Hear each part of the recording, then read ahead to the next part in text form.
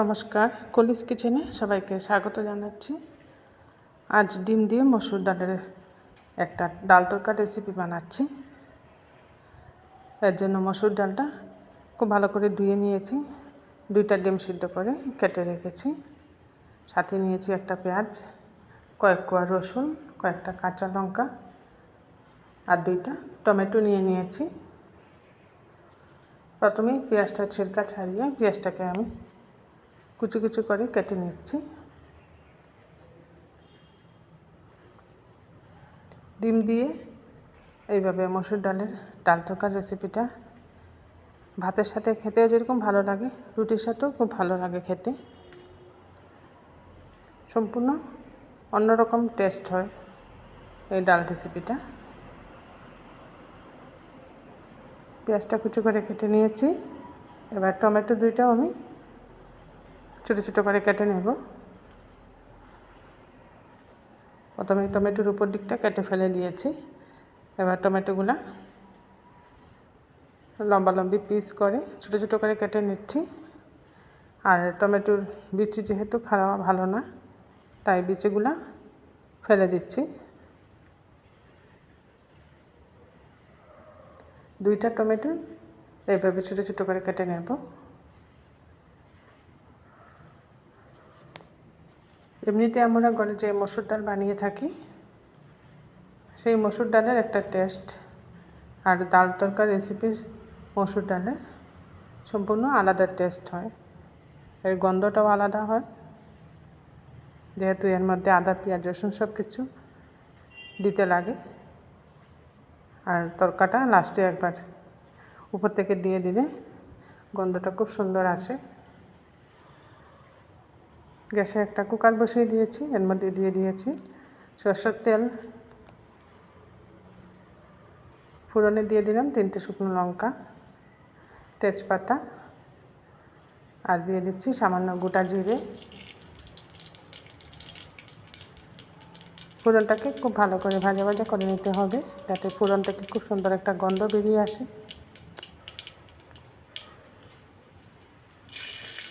এবার কয়েক কোয়া রসুন দিয়ে দিচ্ছি এর মধ্যে।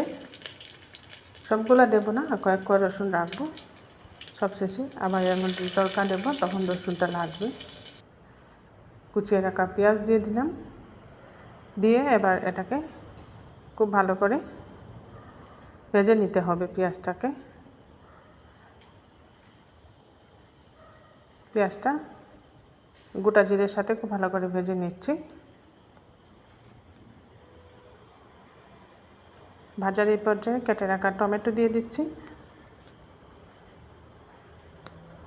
টমেটোটা একটু বেশি হলে তরকারি রেসিপিটা ভালো হয়, তাই এখানে 2টা টমেটো দিয়ে দিয়েছি। পরিমাণ মতো লবণটাও দিয়ে দিচ্ছি, যতটুকু লবণ এই রেসিপিতে লাগবে। লবণটা দেওয়ার দরুন টমেটোটা তাড়াতাড়ি নরম হয়ে যাবে। লবণটা দিয়েও আরও কিছুক্ষণ টমেটোটা আমি কষিয়ে নিচ্ছি।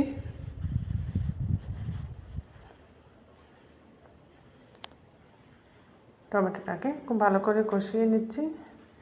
এবার এর মধ্যে সামান্য জল দিয়ে দেব। জল দেব এর জন্য যাতে গুঁড়া মশলাটা পুড়ে না যায়। গুঁড়া মশলাগুলো এক এক করে এর মধ্যে দিয়ে দিচ্ছি। প্রথমে দিয়ে দিলাম হলুদের গুঁড়া, জিরে গুঁড়া, ধনে গুঁড়া, আর দিচ্ছি না লাল লঙ্কার গুঁড়াটা। লাল লঙ্কার গুঁড়াটা দিলে তরকার কালারটা সুন্দর আসবে না, আর ঝালও হয়ে যাবে, বেশি ভালো লাগবে না। বাকি সব গুঁড়া মশলাগুলো দিয়ে দিয়েছি। এবার এটাকে খুব ভালো করে কষিয়ে নিতে হবে টমেটোর সাথে সব মশলাটা। বারবার নাড়িয়ে এইভাবে খুব ভালো করে কষিয়ে নিতে হবে যতক্ষণ না মশলা থেকে তেল ছেড়ে আসছে। দেখুন মশলা থেকে তেল ছেড়ে আসছে। এবার ধুয়ে পরিষ্কার করে রাখা মসুর ডালটা দিয়ে দিচ্ছি। এখানে 1 কাপ থেকে একটু কম নিয়েছি মসুর ডাল। এই তরকারি রেসিপিটা একটু গাঢ় গাঢ় থাকে, তাই ডালটা একটু বেশি দিয়েছি এর মধ্যে। ডালটা দিয়েও মশলার সাথে খুব ভালো করে কষিয়ে নিতে হবে।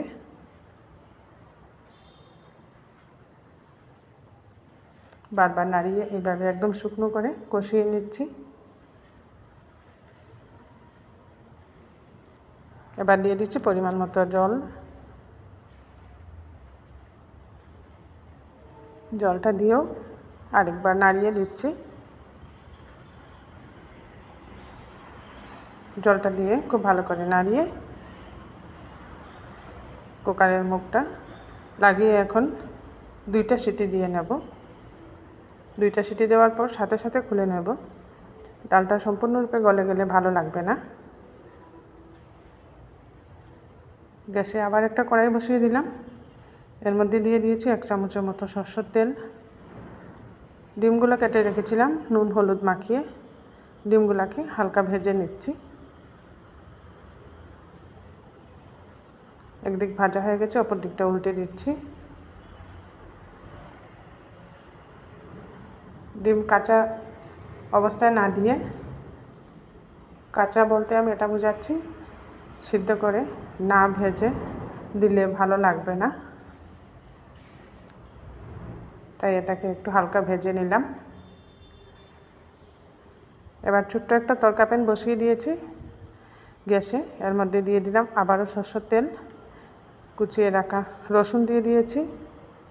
রসুনটাকে খুব ভালো করে ভাজা ভাজা করে নিতে হবে, এতে করে রসুনের গন্ধটা তেলের মধ্যে খুব সুন্দর যাবে, আর তখনই তরকার গন্ধটাও খুব সুন্দর হবে। রসুনটাকে নাড়িয়ে খুব ভালো করে ভাজা ভাজা করে নিয়েছি। এবার এর মধ্যে দিয়ে দিয়েছি কাঁচা লঙ্কা। কাঁচা লঙ্কাটা দিয়ে গ্যাসটা বন্ধ করে দিয়েছি। গ্যাসটা বন্ধ করে কালারের জন্য এখানে কাশ্মীরি লাল লঙ্কার গুঁড়াটা দিয়েছি। এই তরকাটা এবার ডালের উপরে ঢেলে দিচ্ছি। এটা দেওয়ার দরুন ডালের টেস্ট ও গন্ধ সম্পূর্ণ আলাদা হয়। এটা দিয়ে হালকা নাড়িয়ে দিচ্ছি, এতে কালারটাও খুব সুন্দর হয়েছে। এবার ভেজে রাখা ডিমগুলো এক এক করে সাজিয়ে দেব। আমার এই রেসিপিটা আপনাদের ভালো লাগলে একটা লাইক করে দিবেন, অবশ্যই সবার সাথে শেয়ার করবেন।